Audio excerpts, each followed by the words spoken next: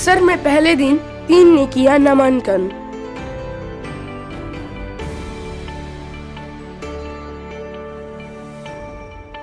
घोड़े पर सवार होकर पहुंचे ददन यादव।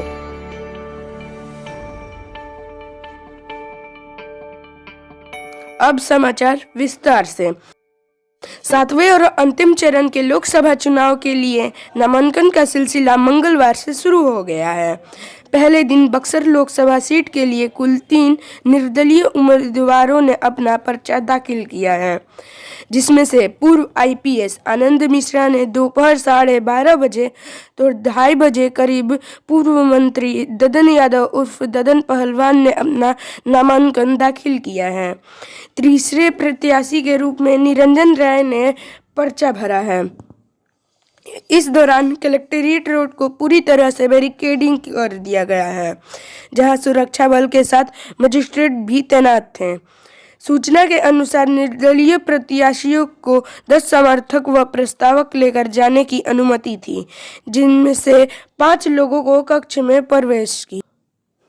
अन्य 5 को बाहर की हेल्पलाइन काउंटर और प्रतीक्षालय में रोक कर रखा गया था।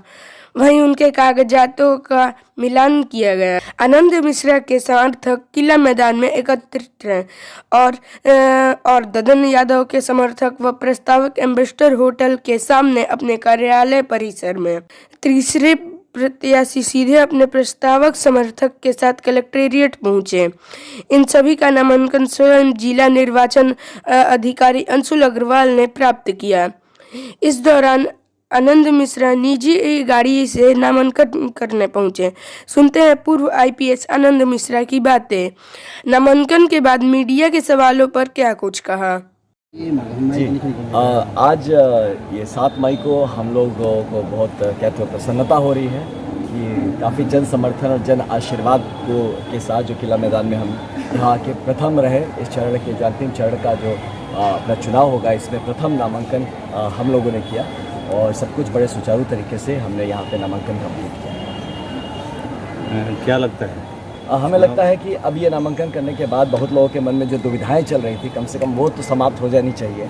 और मैं यही कहूँगा कि इंसान के जो रिकॉर्ड्स को देख के ही आगे के लिए, तो मैं कहूँगा कि अब जो हमारा कैंपेनिंग होगा, जो हमारा जनसंपर्क होगा और फोकस्ड होगा, और ज़रूर अब लोग भी हमें सीरियसली लेंगे कि हम लोग यहाँ पे जो हैं इतने दिनों से मेहनत कर रहे थे, तो हम कोई हवा नहीं बांध रहे थे, हम कोई एंटरटेनमेंट नहीं कर रहे थे, हम सच में यहाँ पे जनमानस की सेवा के लिए, अपनी भूमि की सेवा के लिए आए थे।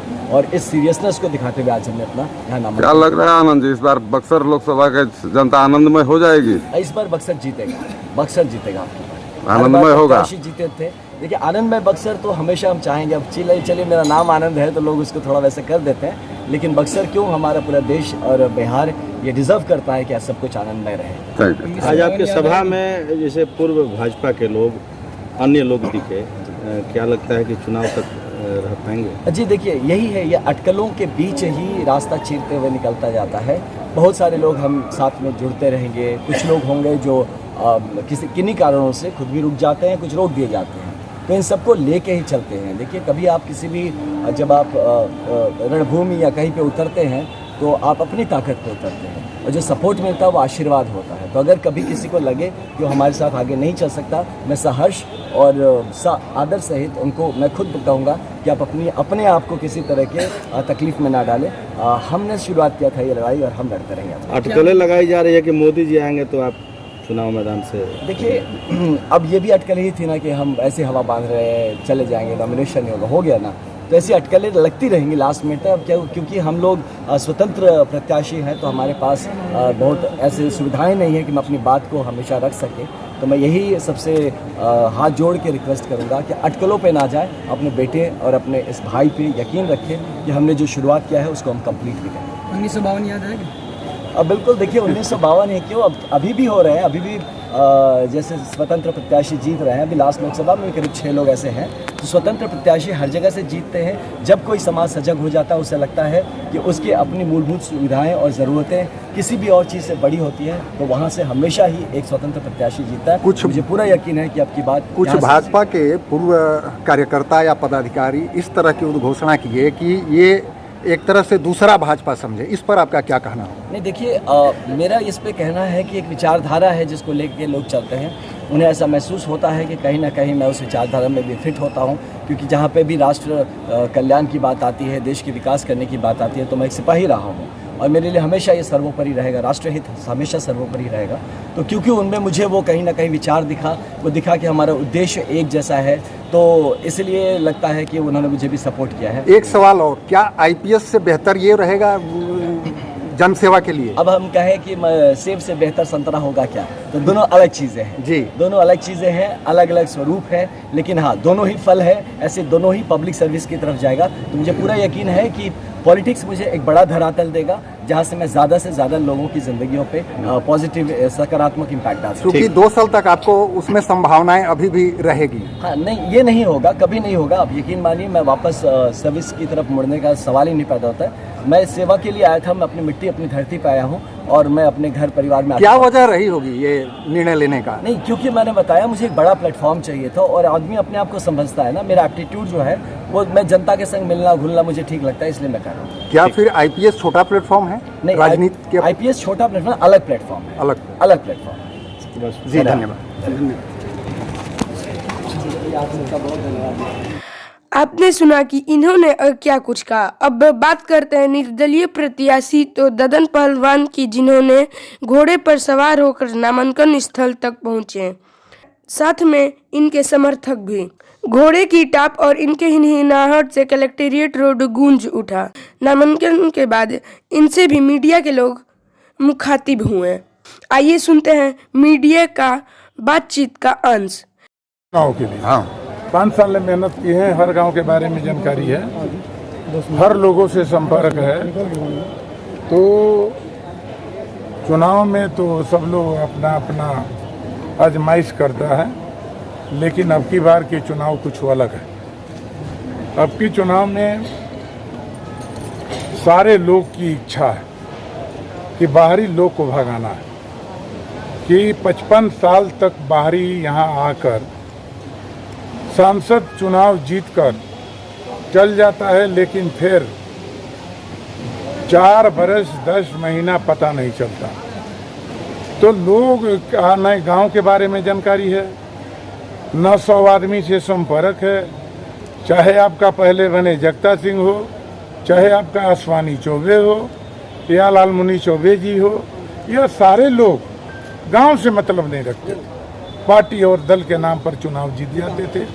50 करोड़ रुपया मिला 10 साल के अंदर चौबे जी को। 50 करोड़ के अभी तक हम कहीं भी जाते हैं, गांव में भी पूछते हैं, जहां पर हमारे ब्राह्मण, जहां पर भुनिहार राजपूत लोग हैं, जो बीजेपी के लोग वोट देते हैं, ये पूछते हैं कि बताइए आपके गांव में 5 लाख रुपया लगाए कि नहीं लगाए 50 करोड़ में?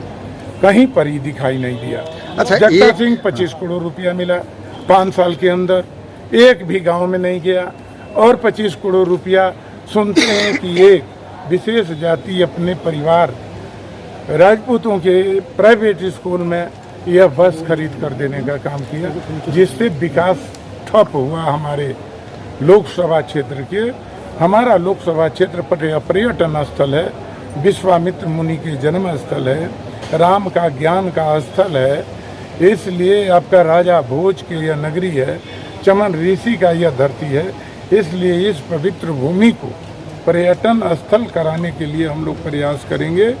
और आप जानते हैं कि श्मशान घाट पर प्रतिदिन लाखों लोग हजारों लोग आते हैं, वहाँ पर बैठने का साधन नहीं, धूप में लोग परेशान होते हैं, बरसात में भी लोग परेशान होते हैं, आग लोग जलाते हैं, पानी पड़ने लगता है तो आग भी बुझ जाता है, बड़ा बड़ा कठिन। अच्छा, एक आपने बयान दिया था मीडिया में सुधाकर को लेकर के, ये भाजपा का एजेंट है, क्या इसका तथ्य होगा? अगला चुनाव विधानसभा यह भाजपा के टिकट से लड़े थे जी, और लालू प्रसाद यादव की जो झंडा था, उनका फोटो था, उसको सार्वजनिक मंच पर ही जलाने का काम किया आग लगाकर, और राबड़ी देवी को गोबर ठोकनी कहा। उसके बाद जो सरकार हुआ 1,162 वोट से चुनाव जीता, गलत फहमी से, बरियारी समझिए तो।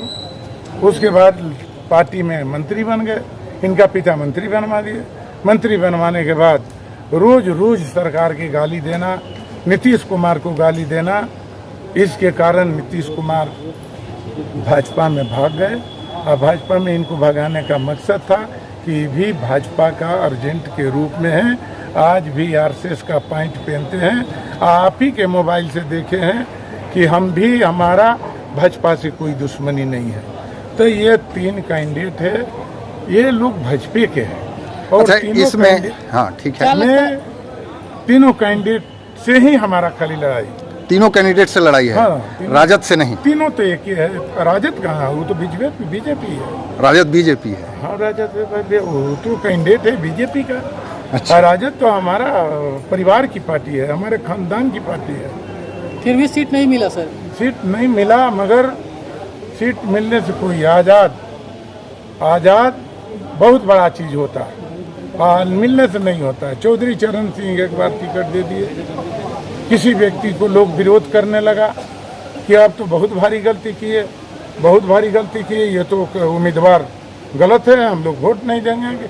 कहें कि यार हम भी लोग इंसान हैं, गलत हो जाता है, चलो रैली करो, बताएंगे। रैली में जाकर पूछे कि कितना उम्मीदवार आपके बीच में है, तो कहे 11 उम्मीदवार है।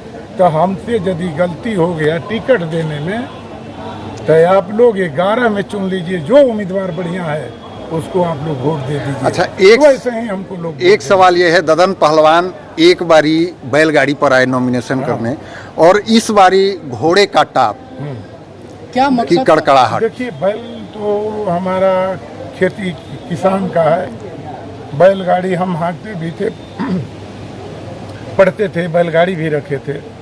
कभी कभी अपना खेत का काम भी करना पड़ता है, उसलिए बैलगाड़ी हम अच्छा समझे कि हम साधारण आदमी बैलगाड़ी से चले।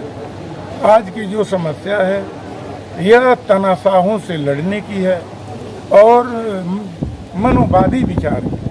जो तनाशा है, भाग के गोपालगंज से लोग आ जाता है यहाँ पर इस धरती पर कोई व्यक्ति सांसद लायक जन्म नहीं लिया है कि 55 साल तक लोग बाहरिए को लोग भेजते हैं। इसलिए एक तरफ सामंती तनाशाह से लड़ना है, इसलिए घोड़ा पर सवार होकर आना जरूरी था।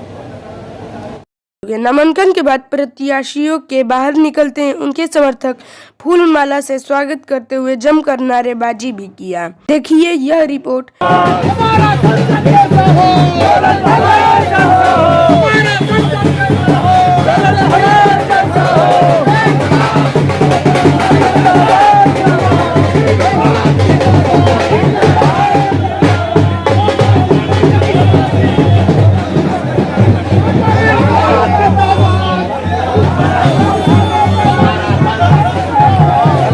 इस दौरान डीडीसी महेंद्रपाल, एडीएम कुमारी अनुपम, एसडीएम व डीएसपी आदि मौजूद रहे।